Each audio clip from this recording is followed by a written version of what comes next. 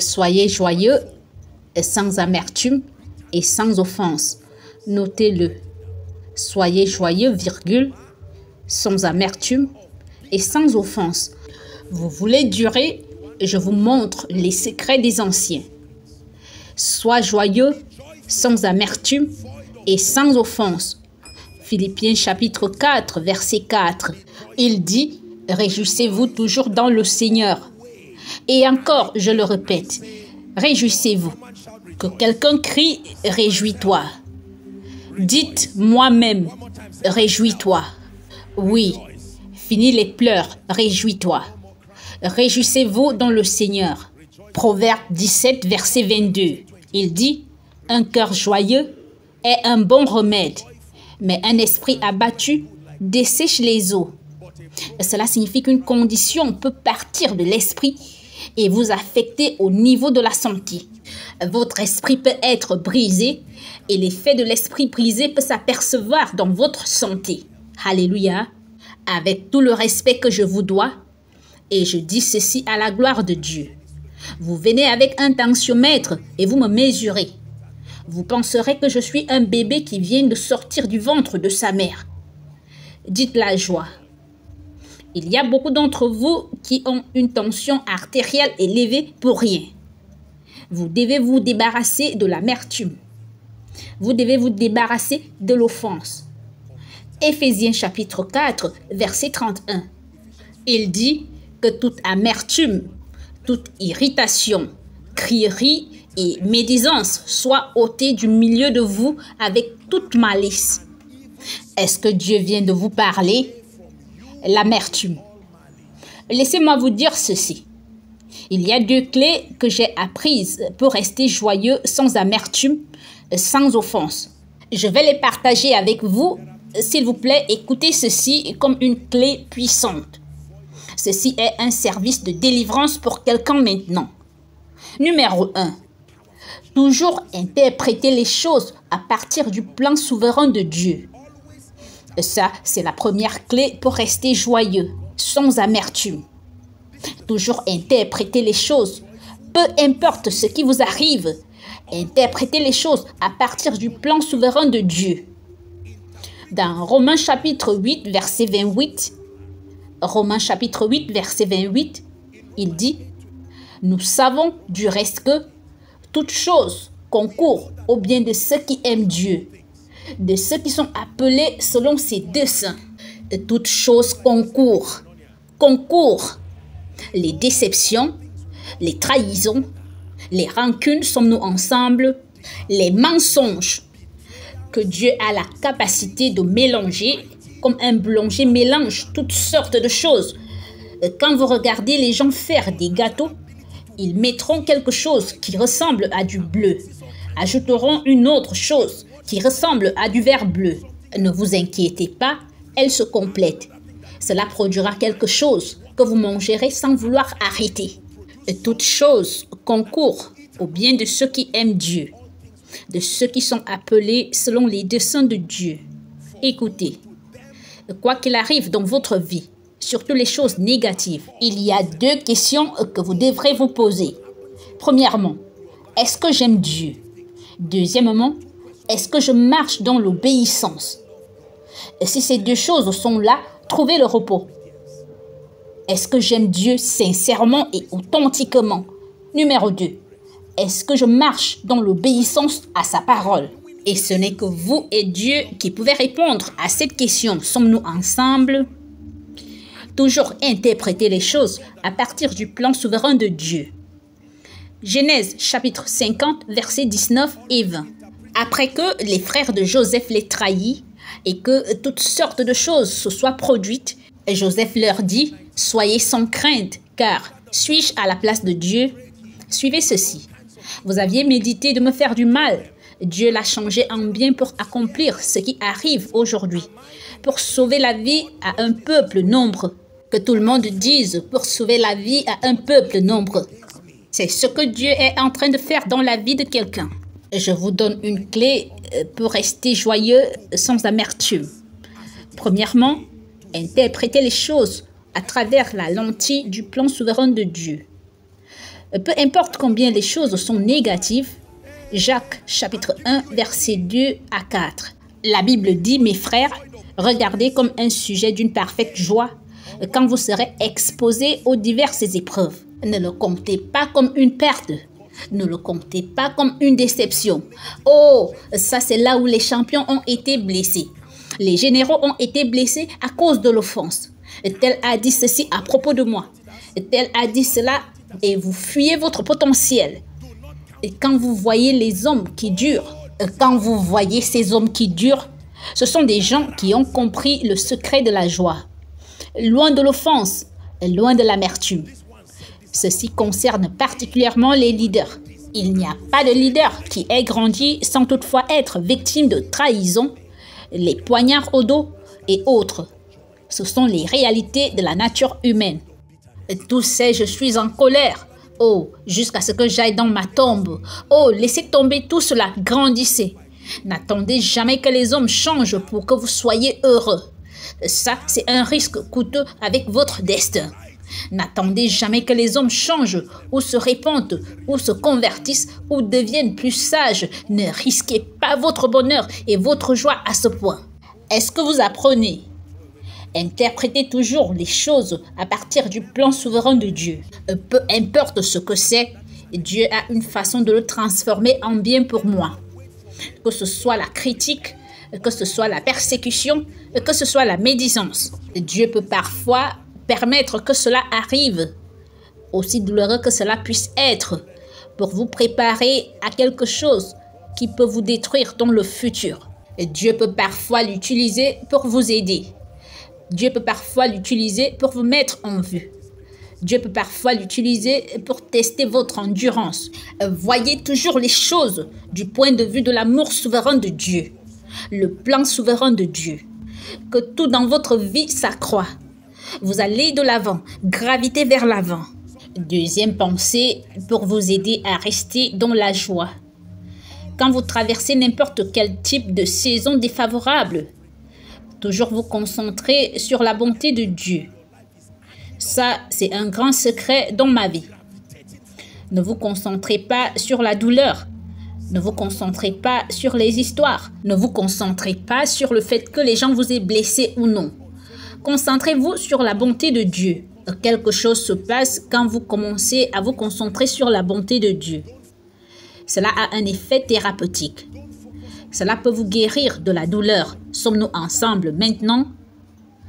Je suis censé être promu directeur, mais quelqu'un a fait de la politique et j'ai été mis de côté. Chaque fois que vous verrez cette personne qui a fait de la politique, vous aurez envie de vous venger. Vous ne pouvez pas vivre dans cette douleur. La personne est maintenant directeur. C'est vous qui souffrez.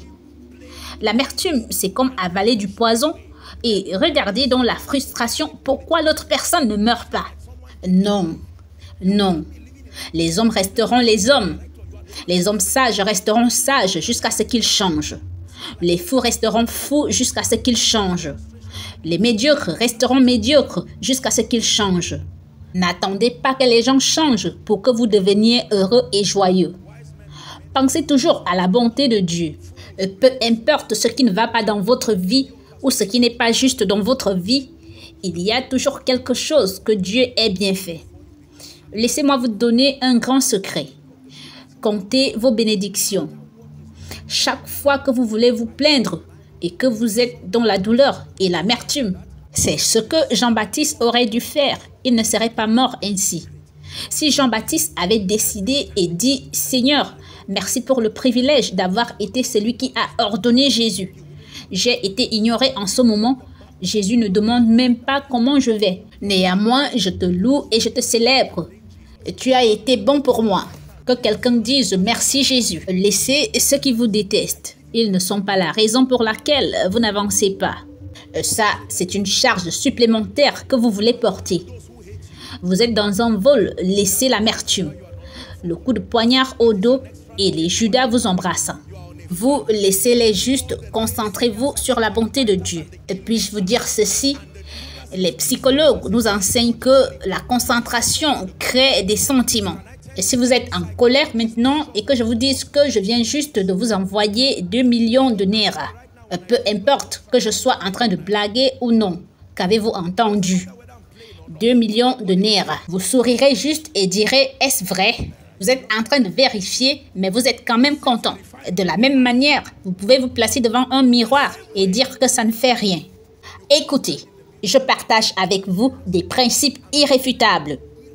Les gens vous regarderont et diront, mais madame, vous ne vous fâchez pas? N'êtes-vous pas un être humain dans ce Nigeria? Et vous leur dites, j'ai trouvé la voie de l'esprit. Je peux toujours me réjouir, loin de l'offense, loin de l'amertume. Vous pouvez aller dans un bureau et vous retrouver au milieu de gens qui conspirent à votre perte et vous les saluez tous. Et ils vous disent, aimeriez-vous avoir un café et puis-je vous offrir quelque chose? Et ils vous sourient. À chaque fois que vous vous réjouissez en présence de l'ennemi, vous les hanchez au charbon. Pas une fausse joie ou un faux rire. Un rire qui est le résultat d'une révélation. La domination que votre destin dépend de vous et de Dieu. Sommes-nous ensemble? Il y a des larmes qui ne sont pas nécessaires. Respectez vos larmes. Ne les versez pas inconsidérablement. Rentrez chez vous ce soir et pensez à la bonté de Dieu. Vous êtes toujours dans cette chambre que vous louez. Rendez grâce à Dieu. Seigneur, j'ai de la nourriture sur la table. Seigneur, je te remercie. Est-ce que vous apprenez ceci maintenant?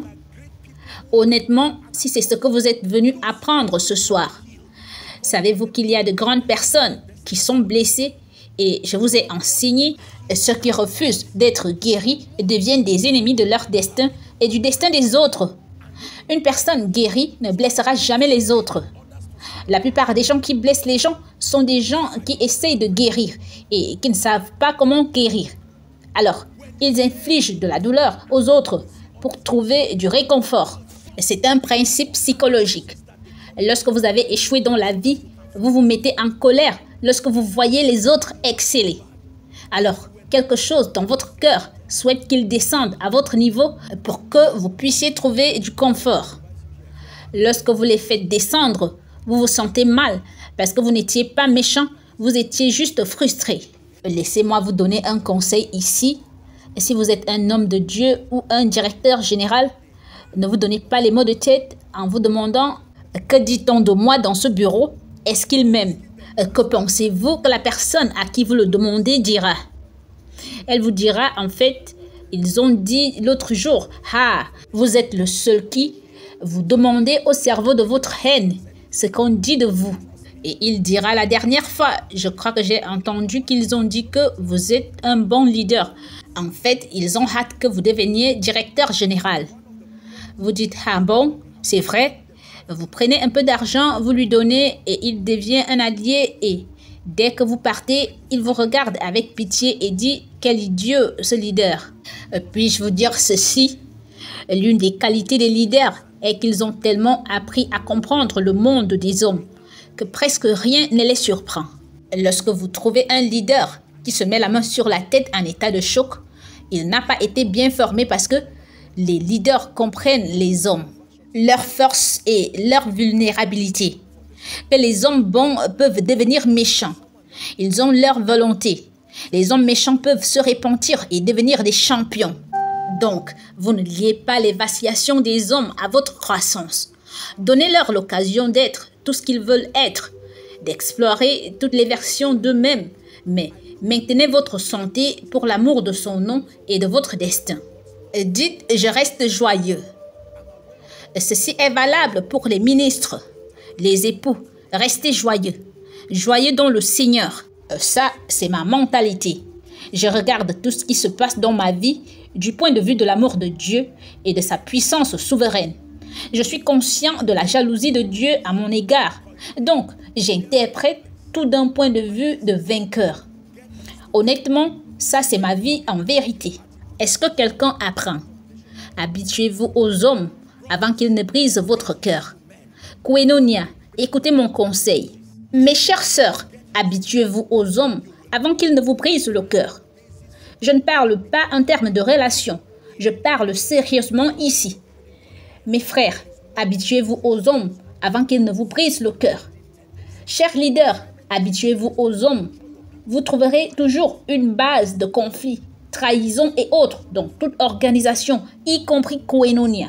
Il n'y a pas d'organisation qui soit exempte à 100% de ces tendances. Votre mission en tant que leader est de former votre personnel à les minimiser.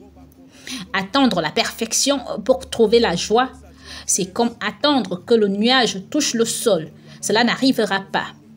Est-ce que quelqu'un a grandi ce soir? Soyez joyeux. Rentrez à la maison et dansez. Et quelqu'un vous regarde et dit, juste pour vous faire savoir que vous ne reviendrez plus dans ce bureau. Qu'ai-je fait? Vous pourrez ressentir de la douleur, mais souvenez-vous juste de mon sermon. Certains d'entre vous entendront encore ma voix la nuit. Pendant que vous dormez et je crierai, je dirai, mon ami, arrête de pleurer. Pleurez n'importe comment. Arrête de pleurer. Réjouis-toi. Je vous ai déjà enseigné ici que tout le monde ne peut pas vous haïr. Vous rappelez-vous? C'est une loi qui ne fonctionne pour aucun homme. Même Satan n'est pas haï par tout le monde. Je vous ai enseigné cela. Les terroristes ont des femmes. Elles ont rencontré quelqu'un comme un terroriste. Et la personne a dit, je veux passer le reste de ma vie avec toi. Et la dame a dit, je le veux. Sachant bien qu'il est terroriste. Maintenant, écoutez ceci. Afin de conclure le numéro 4 et aborder le numéro 5, j'ai noté ici quelque chose que le Seigneur m'a communiqué cet après-midi. Que la joie est l'une des plus grandes démonstrations de la foi. La joie est l'une des plus grandes démonstrations de la foi. Voici ce que dit la Bible. Lui que vous aimez sans l'avoir vu, en qui vous croyez sans le voir encore, vous réjouissant d'une voix ineffable et glorieuse. Vous ne l'avez pas encore vu. Les choses n'ont pas encore accru. Le loyer n'est pas encore arrivé. Sommes-nous ensemble? Mais vous vous réjouissez. Réjouissez-vous. Quelqu'un, quand vous rentrez chez vous, enfermez-vous aujourd'hui et riez, souriez et réjouissez-vous. En vrai. Et si vous n'avez pas de quoi vous réjouir, pensez aux 5 événements les plus drôles de votre vie. Rappelez-vous et riez aux éclats comme un enfant. Oh, je me rappelle une fois à la faculté, je n'ai pas pu payer ma pension. Riez aux éclats. Vous n'avez pas encore payé votre loyer, mais parce que la joie est ce qui vous aide et vous emmène à la moisson, pendant que vous vous réjouissez, Dieu voit un homme de foi. Il réveille quelqu'un et lui dit, faites un transfert de 1 million. Dieu élève des gens joyeux ce soir. Pour quelqu'un, 10 personnes vous ont donné 50 ans alors que vous en avez 31. Ça, c'est un message. Vous perdez la joie. Votre visage l'exprime. Quelqu'un vous regarde et vous dit, êtes-vous de ma génération? Vous dites, vous plaisantez, je suis un jeune homme. Il vous dit, je ne peux pas croire. Vous êtes ridé à cause de la douleur. Réjouissez-vous et priez. Réjouissez-vous et priez. Réjouissez-vous et brillez. Peu importe ce qui marche ou ne marche pas.